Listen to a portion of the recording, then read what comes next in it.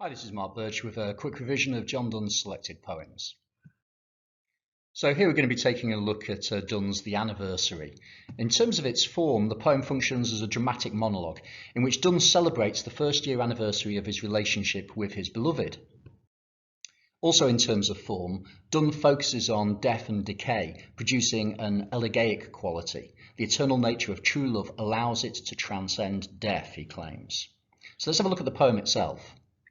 All kings and all their favourites, all glory of honours, beauties, wits, the sun itself, which makes times as they pass, is elder by a year now than it was when thou and I first one another saw. All other things to their destruction draw. Only our love hath no decay. This no tomorrow hath nor yesterday. Running it never runs from us away, but truly keeps his first, last, everlasting day. Two graves must hide thine and my corpse. If one might, death were no divorce. Alas, as well as other princes, we, who prince enough in one another be, must leave at last in death these eyes and ears, oft fed with true oaths and with sweet salt tears. But souls, where nothing dwells but love, all other thoughts being inmates, then shall prove this, or a love increased there above, when bodies to their graves, souls from their graves remove. And then we shall be thoroughly blessed, but we know more than all the rest. Here upon earth we're kings, and none but we can be such kings, nor of such subjects be. Who is so safe as we, where none can do treason to us except one of us two? True and false fears let us refrain, let us love nobly and live and add again, years and years unto years, till we attain to right free score.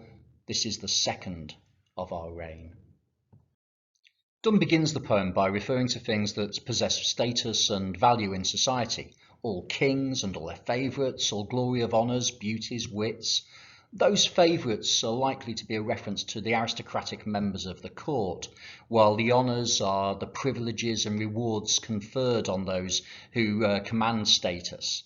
Beauties, obviously, and then wits, intellectuals.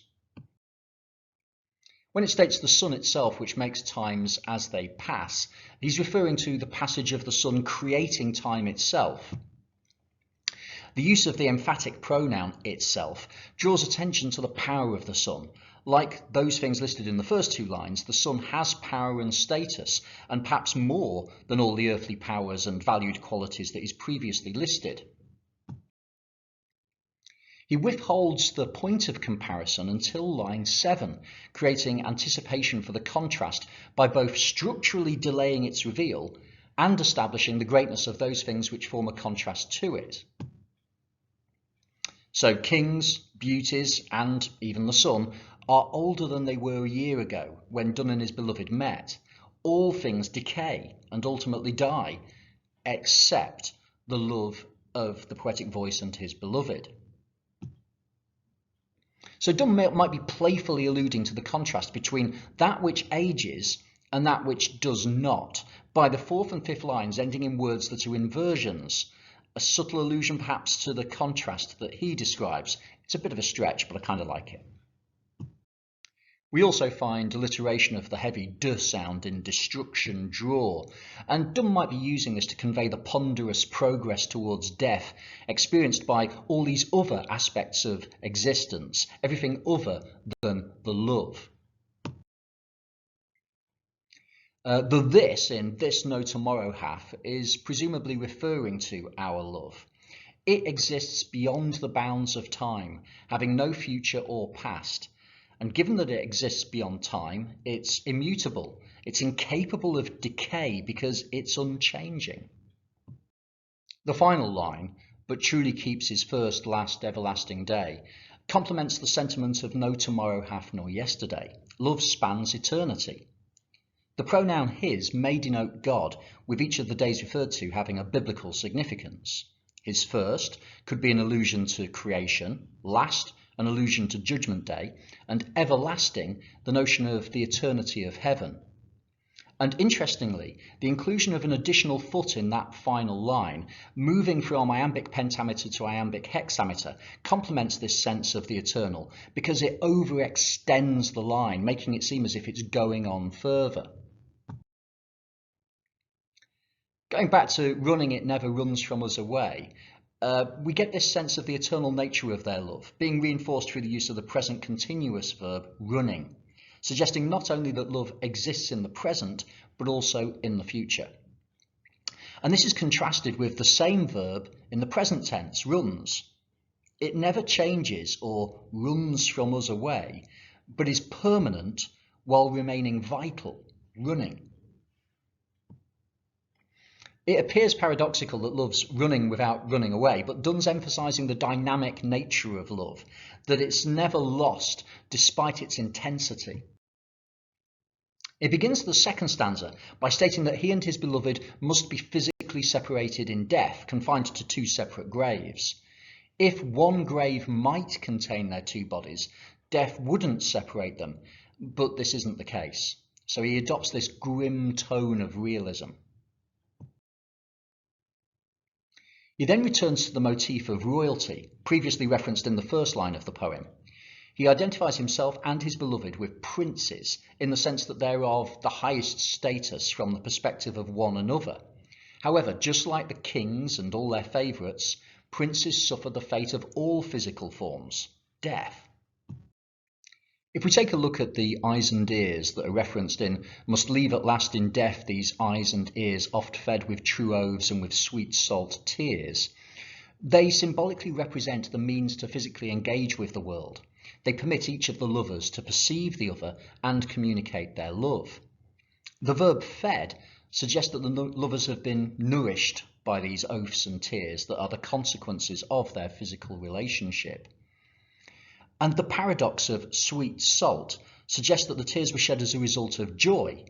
Donne's punning on the denotation of sweet as the taste that's in opposition to salty, and sweet as in delightful. The joy or delight may be a result of their experience of the physical world that they share.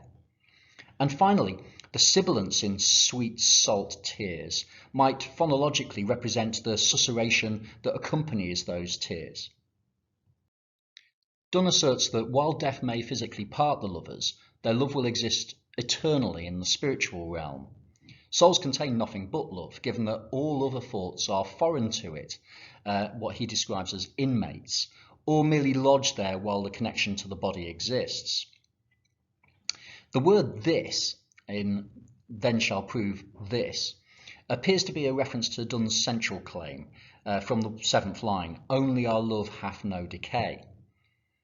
And what follows, "or a love increased there above," seems to suggest that love may even increase when the soul has risen from the body, given that it will then exist in its purest form. So if we have a look at this final line of the stanza, "when bodies to their graves, souls from their graves remove," we've got an example of antithetical parallelism. And in terms of the significance of that, the parallelism conveys a sense of harmony and balance, as parallelism inevitably does, conveying perhaps the natural process described, the antithesis emphasizing the opposite effects of the grave. While the body is confined to the grave, the soul is liberated by it. Donne goes on to recognise that they will be blessed in heaven, as their love can exist for eternity and continue to grow. However, they won't be distinguished by being blessed in heaven, as everyone in heaven is blessed. And this is used to allow Donne to return his focus to the earthly. Having established that their love is eternal and will continue in the spiritual realm, he focuses on the need to celebrate the physical aspects and return to the focus on the body. Again, he returns to the motif of the couple as royalty. However, he claims that they're superior to other earthly kings. They're both king and subject in one, a paradox that he resolves through them being the only members of their world, a concept that he's already explored in The Good Morrow. Each is ruler and subject of the other. Their kingship, however, is more secure than that of normal earthly kings, as their position can only be usurped by themselves. Only they can commit treason, presumably through infidelity. And he pleads to ignore or refrain from true and false fears. These fears could allude to elements that have already been considered in the poem, the treason of infidelity or the threat posed by the passage of time. The adverb nobly connotes once again that motif of royalty or nobility. They should continue to rule each other's lives. And as we approach the conclusion of the poem, Donne stresses the amount of time that the couple have to love whilst in the physical realm. Years and years unto years. So the repetition conveys the significant amount of time that they have remaining. This is also complemented by the consonants of those love sounds. Let us love nobly and live. That repetitive consonance, again extending the period of time. And we get it in the hyperbole. Threescore. Threescore denotes 60. And we've got to remember contextually that in a period when life expectancy was relatively low, to attain the 60th anniversary of a relationship would be pretty remarkable. The implication from Donne is that he expects their love to go on and on. A final way in which this is conveyed is through the assonance of long vowels. So we get that ear, we. So again, the repetition is helping to complement this sense of their love being almost eternal. He concludes the poem with a final reference to the motif of royalty, reign. And the juxtaposition of second to the series of techniques used to convey an expanse of time renders the conclusion pretty pathetic. The undermining of this weight of time, that 60-year period, illustrates how little of the relationship has been experienced so far, conveying how much there is to come, how much pleasure they have in the future. So if we move on to the structure, we've got 3 regular dizaines, 10-line stanzas, a regular rhyme scheme with really conspicuous rhymes, 3 rhyming couplets followed by a rhyming quatrain, and the first couplet and line 7 consist of iambic tetrameter, while the rest of each stanza is iambic pentameter, aside from the final line's iambic hexameter that we've already discussed.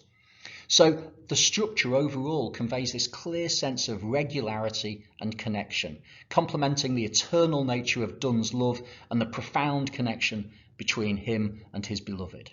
Okay, thanks for joining us. Take care. Cheers. Bye.